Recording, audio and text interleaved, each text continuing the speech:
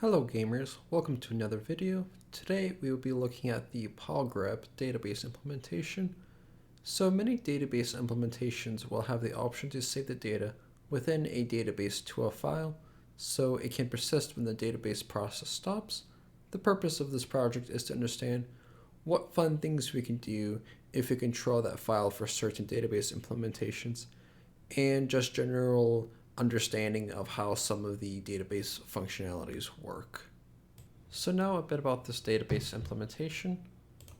It was written in Go, can be accessed via a Go API, works off of a hash map, and there's a link to the GitHub project if you want to take a look. So I just wanted to briefly talk about the hashing algorithm that is used. This hashing algorithm is used on the keys of the records to look up where exactly those records reside in memory. For that, a murmur hash is used. This is the actual code for the murmur hash right here. I'm not going to in detail go through and explain how it works. What I did do is I basically just copy and pasted this code over into this other Go file, which will allow me to actually generate hashes, which we can see right here.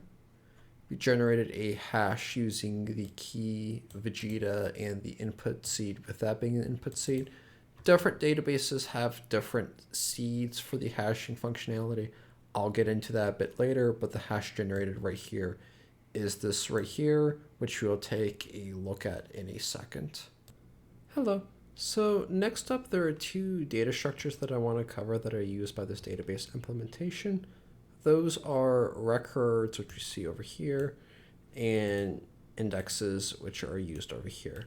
So a record is what actually will store the data that we wish to store in the database. Right here, we can see there is a record where the key is Vegeta and the value is Final Flash. And indexes, what the purpose of an index is since this database operates off of a hash map, when let's say we want to look up the record Vegeta, it will take the key Vegeta, hash it, use that hash value to actually look up an index. And if an index exists, it will find the index, and the index will tell it where the record actually exists. Now, to cover the structure of an index, let me just pull it up over here.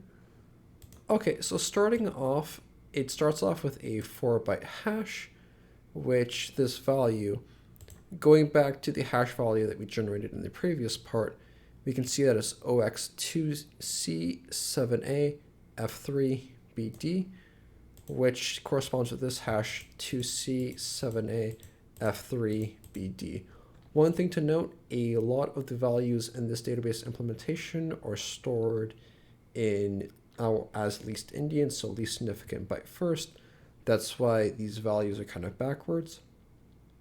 For an index, following that, what we see immediately after that is a 2-byte segment ID. What is a segment? A segment is where the records are actually stored. Since this database, it's just a kind of like a test sample database, only has 3 records in it, so not very large. As such, there's only one segment with the ID being 0, so the segment ID here is just 0. Following that is a 2-byte size value of the key. The key here for this record is Vegeta, which has 6 characters, so this size value is 6. Following that is the size of the value. The value here is Final Flash, which has 11 characters. So the size value is OX0B. Following that are 2 null bytes, not quite too sure what they're used for. After that, we have a 4-byte value, this one being OX200 stored as, well, in the least Indian. And what this is it's the offset to the record in the file. Right here, we can see right here the offset is OX200, and what this is actually the start to the Vegeta record. Going over the format of a record, let me just pull it up. Okay, it starts with a 2-byte size value of the key, followed by a 2-byte size value of the actual value. We already covered it it's 6 and 11 for this record, followed by just 2 null bytes, not quite sure what they're used for. After that, we have the actual value of the key. In this case, it's just Vegeta. And then after that, we have the actual string of the value, which is final flash. Following that, we have what looks like to be a 4-byte checksum value, which is then, after that, it's the beginning of the next record. OX21B, we see the size value is 3, and then 9. One thing to note, this next record appears to begin at offset OX21B, which we see is right here. And looking back at it, we have what looks like a 4-byte hash value here, 2-byte segment ID of 0, a 2-byte key value, a 2-byte, what is it, value size right here? Yeah, it's a value size right here, followed by 2 null bytes. Yeah, this is another record offset that we're seeing right here. But yeah, with that, I just briefly covered what the structure is for an index and a record. So next up, I want to briefly cover the file structure used to actually store a database to the disk. So let's say that we have a database called this right here. What it will actually do is we'll create a directory named that, and these files are going to be what will actually store the database. Now, depending on how much data is in the database in the schema, the number of files might change. Right now, I have 6, and the purpose of these files, this one right here will actually store a segment, which will actually store the records. This is a very small database, so it will only have 3 records in it, so it will only have 1 segment. This will store some metadata related to the segment. This will store some metadata related to the actual database as a whole. This file right here will store indices for the various records. This right here will act as an overflow file in case this file right here gets too large. And this file right here will store metadata about this file right here. Going through it, we see the 000-1.psg. We see it actually will store the records, which we covered in the previous section. Basically the same file name, but just with a .pmt after the end of it. We see the metadata that it looks like. It will actually have string values for things like put records, delete records, followed by an actual value.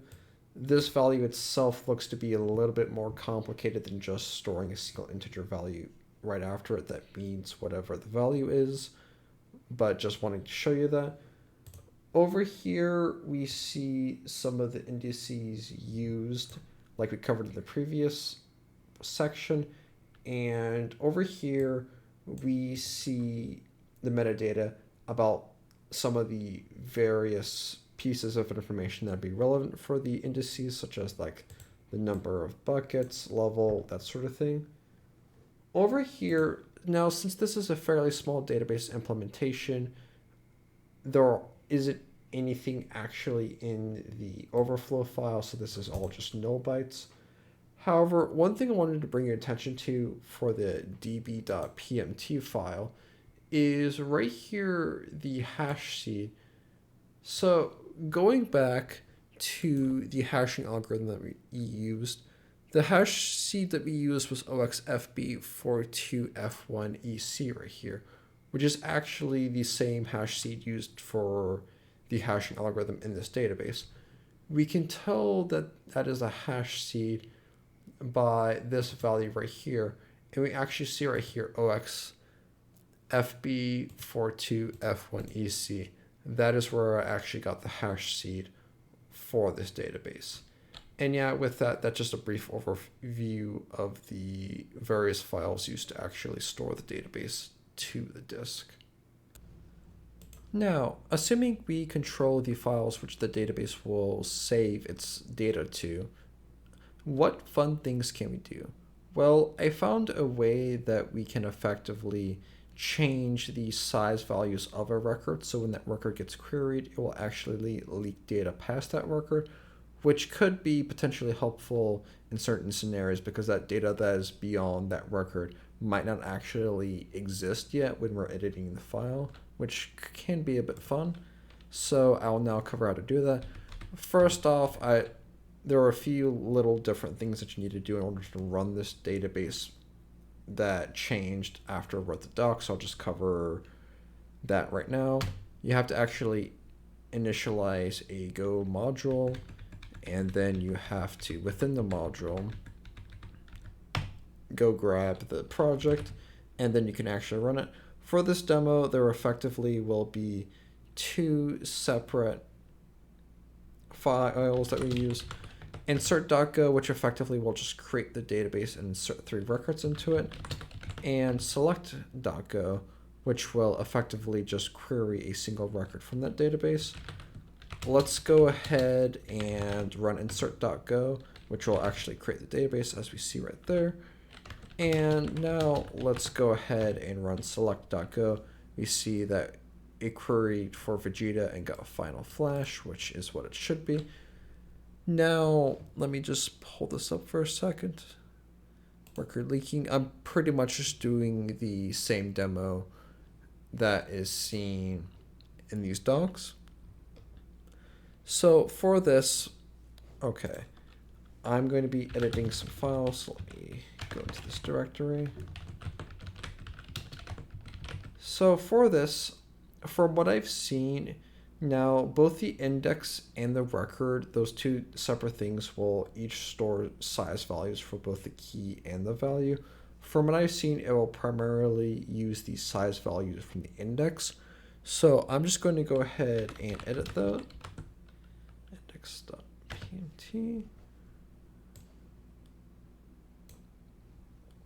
Oh wait, no, it's not index.pmt.